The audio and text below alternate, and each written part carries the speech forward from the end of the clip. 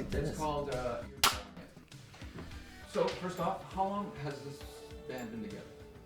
Glass Tiger's coming up to 2016 will be our 30th anniversary together. So we put the band together 1981, I think it was. 81, 1981. yeah. And then we hit in 1986. And Never look back. so we're celebrating our 30th anniversary next year. No turning back. Are all the current members original members? The three of us. We're missing our bass player today, yeah. but he is an original founding lifer member. So yeah, we're all still hanging in here. And how often does the band hit the road these days? We usually we do about 15 to 20 shows a year here in Canada. As a band, we haven't really travelled overseas for quite a few years, so it's pretty much been the Canadian thing we've been doing. What are your favorite songs in the catalog to play live? Well, I guess from a live point of view, there seems to be a lot of attraction to the biggest hit we've had was "Don't Forget Me When I'm Gone" and "Someday." What would a personal favourite be? Yeah. It would all be different for everybody, wouldn't it? Yeah, I think. If you ask the band what our favorite songs are, and each band member would have a different answer. It would be because it gets a reaction, or It could be a lot of different reasons. I know for me, A Thin Red Line is, I've always had a soft spot for that. Maybe because we was sort of the first really, major thing. It's also one of the songs that's lasted from day one in the band, from the early demos when we got signed. It survived the whole process of filtering out the best music. And Thin Red Line, You're What I Look For are two of the songs that have lasted throughout the entire history for the band. One of my favourites is a song called My Town that we did a duet with Rod Stewart. And there's a great German connection. I was actually, the guy who's a cameraman here today, Davey, we were over in Germany going to do some small shows. And I was in the back of a music store in Germany when I overheard the young lad behind the counter talking to the gentleman that was with us, and he was just raving about this band called Glass Tiger, and he was raving about this song called My Town. And I thought it was a setup, I thought it was a joke. And when the guy said, well, there's the guy that wrote it, and I was in the store, this young lad couldn't believe it. But My Town was a big song for Glass Tiger in Europe. I would think too, it is a song that now it's thinking from our perspective, not a fan's perspective. Diamond Sun is a really interesting song in the show. It goes back so far for us that, and so many times that we've played it, the content of the lyrics, it speaks a lot for us, and it just seems to get the crowd really reacting in a very positive way. They get the message, it's a good message. do you remember the first time you heard a Glass Tiger song on the radio? Oh yeah. Where were you? I was in my living room at the little house I was brought up in, and everybody was told that every radio station was told they could not launch the song until 5 p.m. that night. So we had about 4 or 5 transistor radios around the house, and then everybody jumped the gun. One came on about 5 to 5, Yeah. and they were all trying to beat each other. But I heard it come on the 5 different radios. It was incredible. Did you think at that time when you heard that first hint of airplay that this is it, boys, we're on our way? It was a great feeling, I'll tell you. Getting to hear your song on the radio the first time is definitely The signature opening. Yeah. With the I drums and the remember horns. It was I remember fantastic. our manager calling and saying, "You've just sold 7,000 copies," and then it would be, "You've just sold 12." Then 60, 50. It just kept going and going. It was heavy. Of course, we have no concept of what record sales are at that point. So we don't know, that to us, 10 copies was a major thing. Yeah. And then just to be heard, just to yeah. hear your song on the radio was a major thing. I remember at the time the A&R department, when they got the buzz that this was taking off, I can remember them pulling me aside saying, "Hang on to your hats. This is going to be good." And we had no concept of that. But it was Tim Trombley, and he said, "Your life's going to get really busy soon," and he was bang on. We hit the road 17 months on the road on that record, and really never looked back. Long, crazy ride. Yeah, it was great. Yeah, awesome. And great tours. We're a perpetual opening band for so many major artists, because the theory was rather than go to a market, for instance, like Germany, and play a club for a few hundred people, they got us a spot opening for Tina Turner for 17,000 people as an opening act. And for 3 or 4 months of doing that, the exposure was just incredible. And how soon after the record came out did you start were you touring in Europe? Fairly soon. I mean, we went on tour with a band from the United States called Journey, Steve Perry and Journey. That took us about the best part of 4 months. And then right after that, we hit Europe with Tina Turner, beginning in the Olympiahalle in Munich. How many dates did you do in Europe? Oh, that had to be at least 30 days. 3 months, right? It was 3 solid months. But you had a little bit of time in between. We got to really know Germany. And Yeah, Tina sold out multiple dates. So, for example, the Olympiahalle, she played 7 nights. Munich, she would play, beg your pardon, like Hamburg, she would play 5 nights. Frankfurt would be, so it was multiple days in these places. So we got to know Germany quite well. You got to actually get a feel for some of the cities, which is usually Right. hopscotching one-nighters. You know, Right. That's right. Yeah. See the hotel in the airport or the... When you contrast that to what we did with Journey, I look at a map of the U.S. and there isn't very many towns, major cities that we haven't been in, but I can't sort of pull back a memory from Milwaukee necessarily, because you're in and out and gone. Whereas with Tina, yeah, we would literally go and see the cities and spend time going to the museums and the odd pub here and there.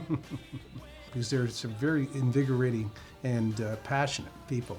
So they really, when they hear a song, they love the music, they get right into it. My Town, I think, was Yeah, they one. participate Yeah. faster and certainly more readily. You know, you come out, you hit the stage, and boom.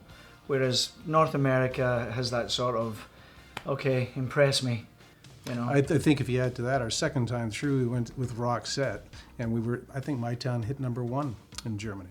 So we had people in the crowd at that time, before the cell phones.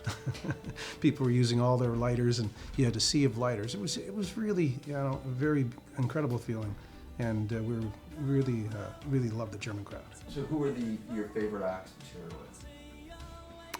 Well, we've been really, outside of Canada, we've been a perpetual opening act for almost our entire career, really, with major artists. Journey, Cheap Trick, Tina, of course, and Roxette, and Rod Stewart. So we've spent a lot of time on the road with other artists, and it's been very, very enjoyable.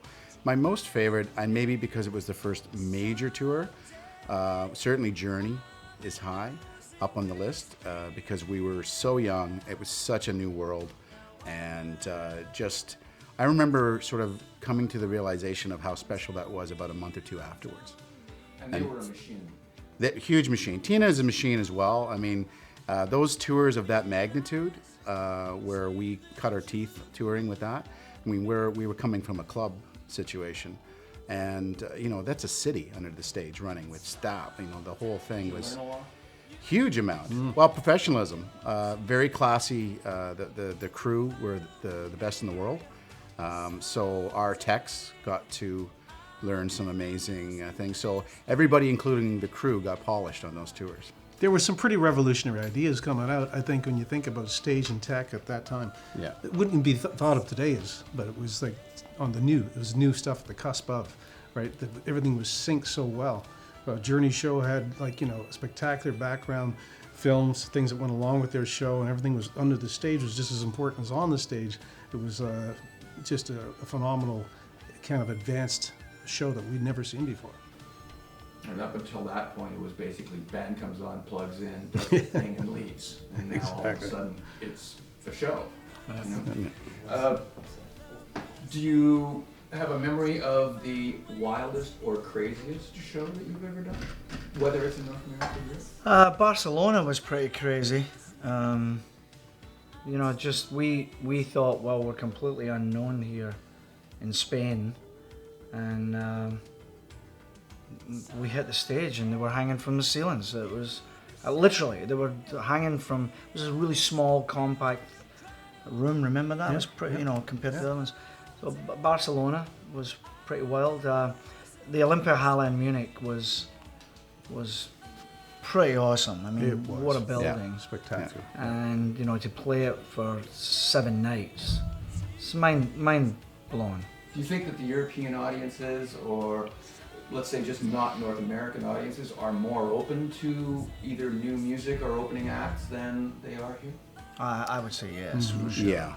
Europe's always been on the cutting edge, from music styles. They always seem to be one step ahead. And then it filters to North America.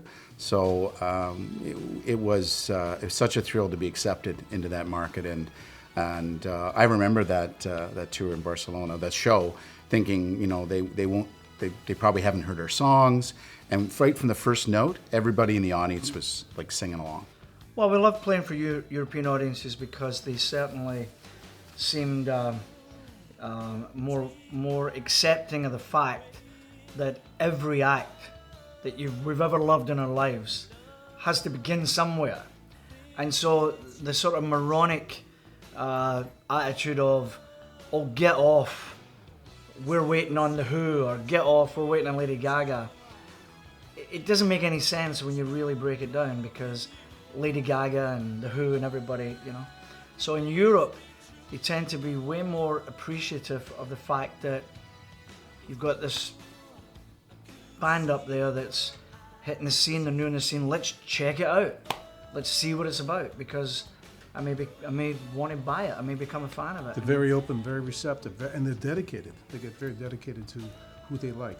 You can Yeah, see very that. loyal, and really animated.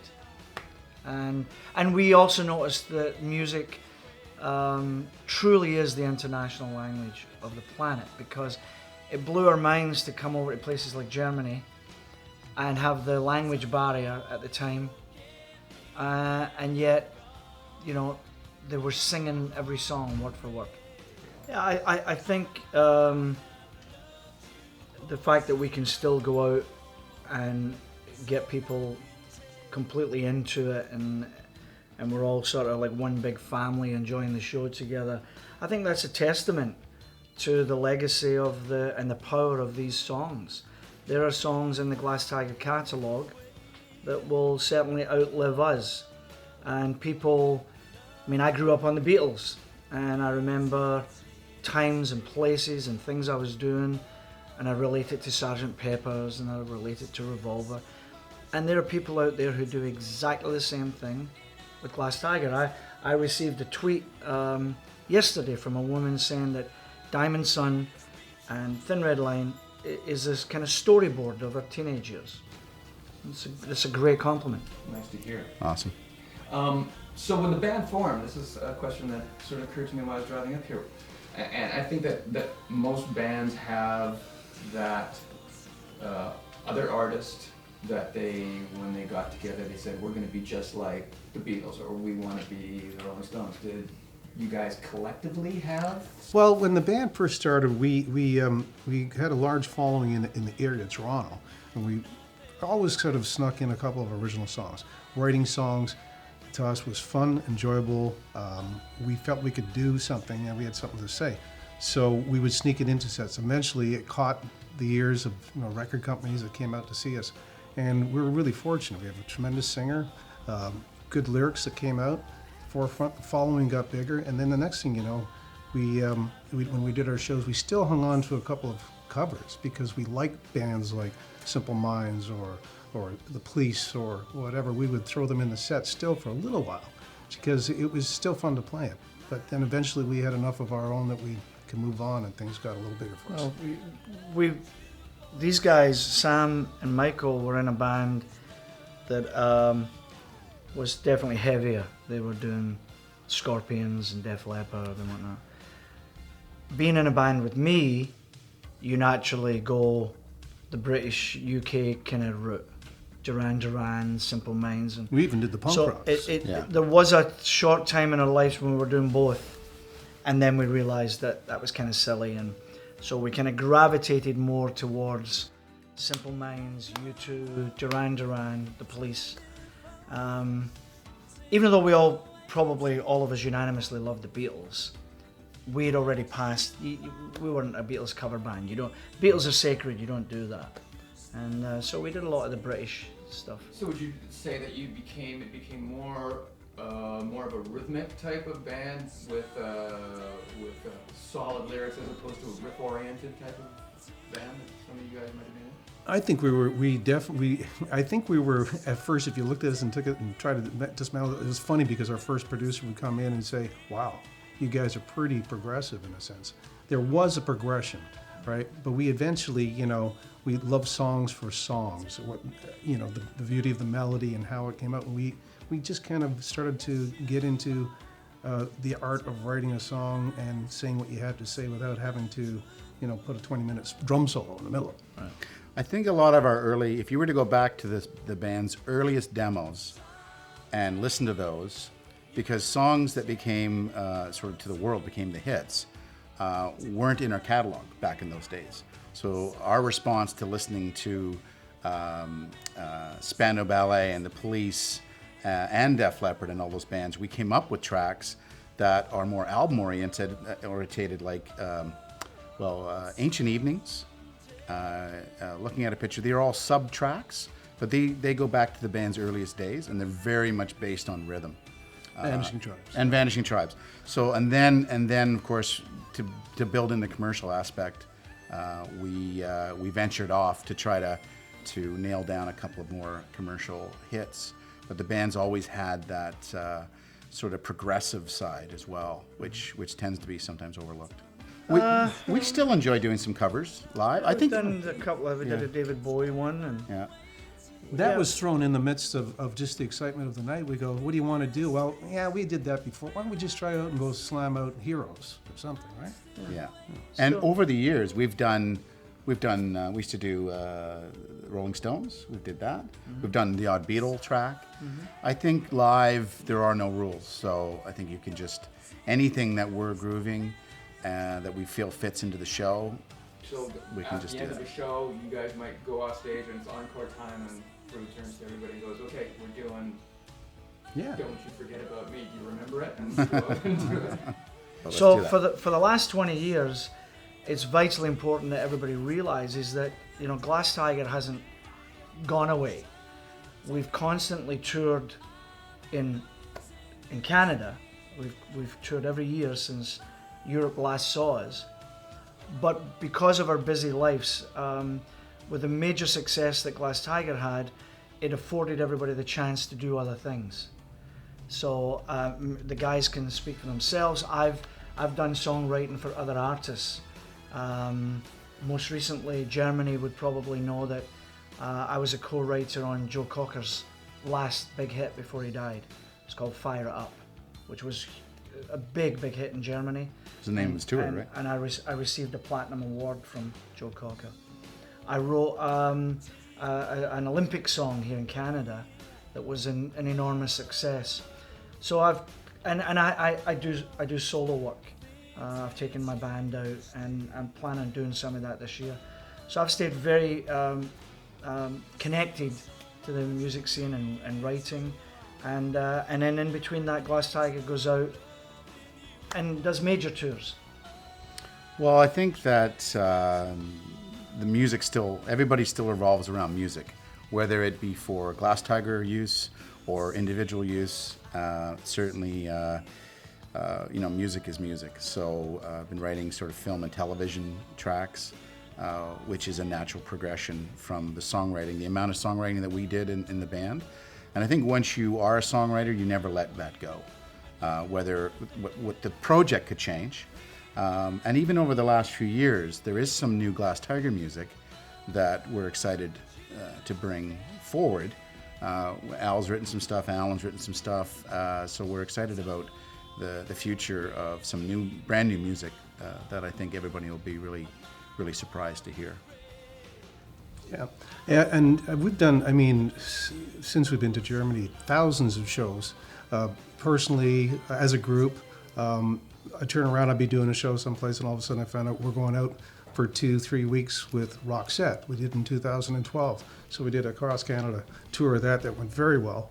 And from writing, once you just, if you have it in you, you can't stop creating. So I've been creating, work with young artists that are coming up, working on original stuff. Also, just recently pitching some stuff where we have in Canada something called the Pan Am Games coming in, and I've got some music that has been considered for it. It's just keep rolling with the creativity.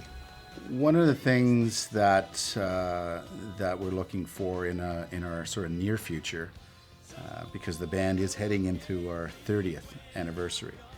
One of the things that's become really important for the band is, because we're still functioning, we're still playing, we're still touring, is to broaden that scope a little bit. We would love to put together an amazing program going into our 30th year, get it back in touch with some of the fans we've had. Facebook is a wonderful thing, social media is a wonderful thing, so we do hear from fans, but to be able to physically go over and do some more shows. Certainly Europe is a territory that we haven't been in a while, and we hear from a lot of the fans over there, so getting a chance to go back over and perform in Europe would be top of the list for us. I would imagine a lot of it has to do with scheduling, though. I mean, you know, you've got you've got things going on collectively. You have things going on. So just to try and find that block of time to prep and rehearse and get over there, I imagine is probably what the big one. Well, the idea of taking a band like Glass Tiger over to Germany, over to Europe, it has to make sense. So it has to begin with a wanting on their part, wanting to see the band, and they want to reconnect with the band, and then a desire on our part to come and fulfill that. And then in the middle of that, it has to make financial sense, it has to make scheduling sense. So we get asked a lot, even in the United States it'll happen, but you'll get German fans that'll write to you and say, hey, well, why haven't you played Munich recently? Well, we'd love to play Munich. We'd love to play Hamburg and Frankfurt. It just has to make sense. Each of us have careers and things that we do on our own, and then you've got to get together collectively as a band. So we would love nothing more than to come over to Germany and play. We just have to come over and sort of set the groundwork so that can happen. And there is talk of festivals, and we're looking at that. And to fly over in a plane and just bring a couple of acoustic guitars, and like years ago when we saw Crowded House, we sat in a lobby at a hotel in Germany, in Hamburg, and just sat around with just like this, playing guitars. They sang some of their hits, great songs. We could do the same thing just to set it up before we go over.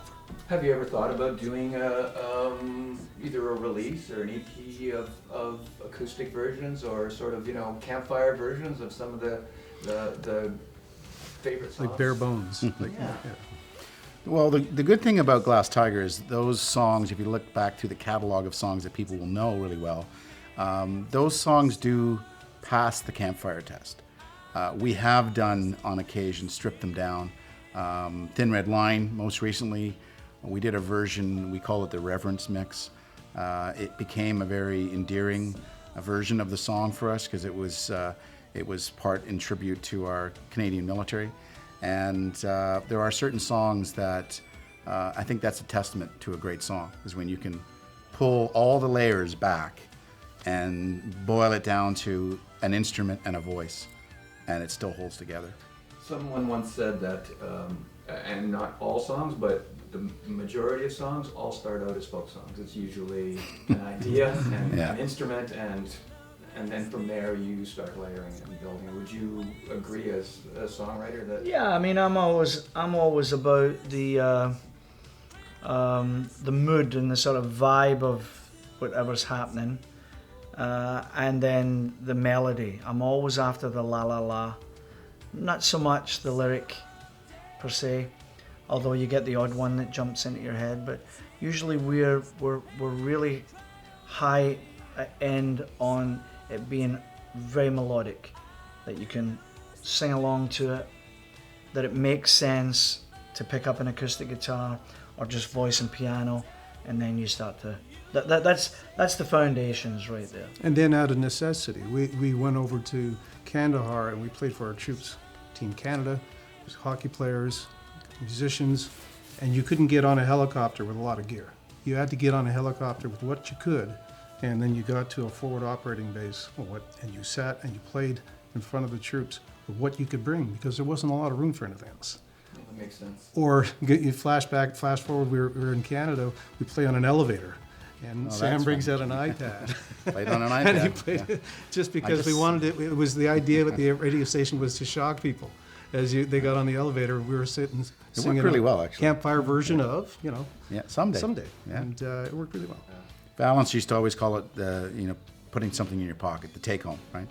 And Well, that was always a big part I of it. think one of the ultimate tests of melody is when Paul McCartney was told one time, you're so popular that you could sing Mary Had a Little Lamb and it would be a hit.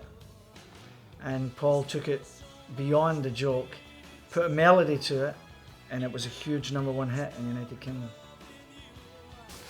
So, the last song or the last big radio hit that I heard that you were involved with was a co-write or a song that you did for Joe Cocker, who recently departed. Yeah, we're really sad recently to find out that the legendary Joe Cocker had passed away.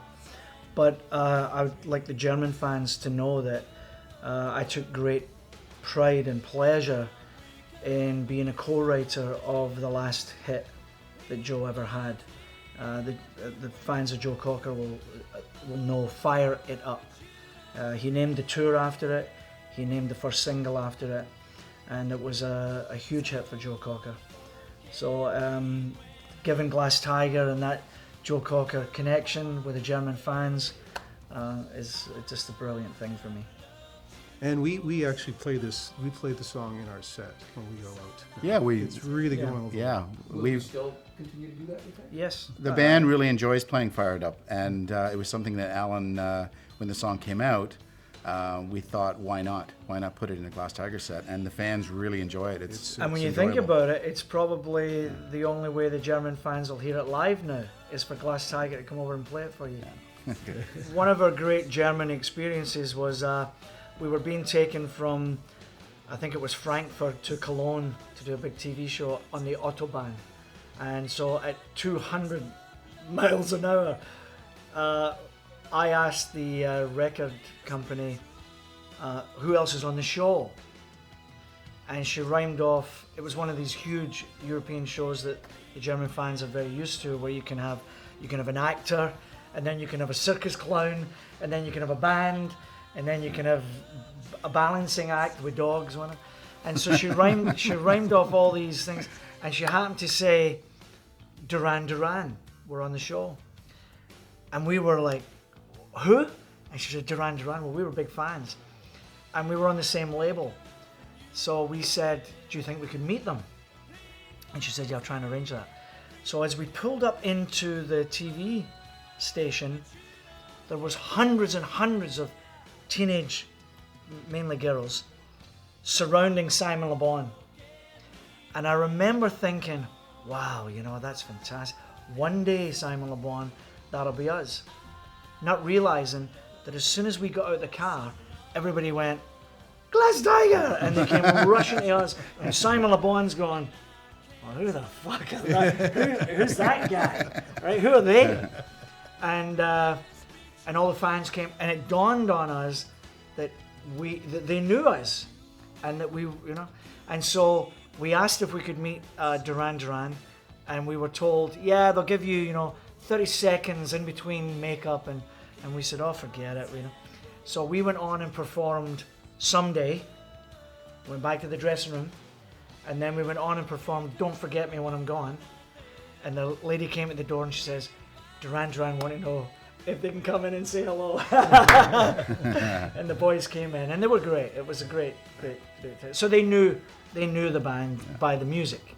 It's a great story. That's cool. And it just occurred to me that, having been in record company geek position, band only knows what they're told.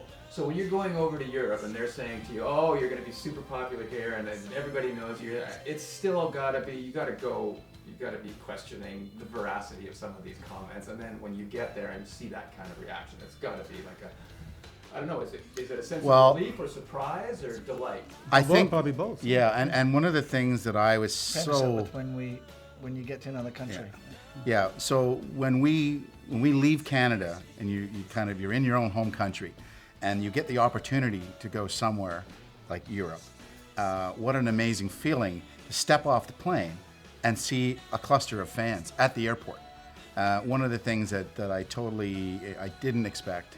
And you'd come off and you'd be in the stairwell of the airport, and there'd be Glass Tiger signs, and and we played some of those TV shows that were, what was the zoo something, we did that with the Cadillac, something was in Munich, Cadillac, and clusters of fans in different places. Almost like a movie shoot when a star would walk out, and so you'd go to the line and you'd kind of sign some autographs. But coming all the way from Canada and being standing in Germany and having that reaction was just an awesome feeling. So next year, 2016, is Glass Tiger's anniversary year. It'll be 30 years since the release of Thin Red Line. So we definitely have planned to take a serious look this year at what we can do for that. And so touring definitely will be in the forefront of the picture, and recording new material and coming out with some great new merchandise to commemorate the fact that it's our 30th year. So we're very much looking forward to Europe, hopefully being a part of that. It would be great to come over to places like Germany and see the fans and celebrate the 30th anniversary with new music and new gear. And original members. Gentlemen, thank you very much.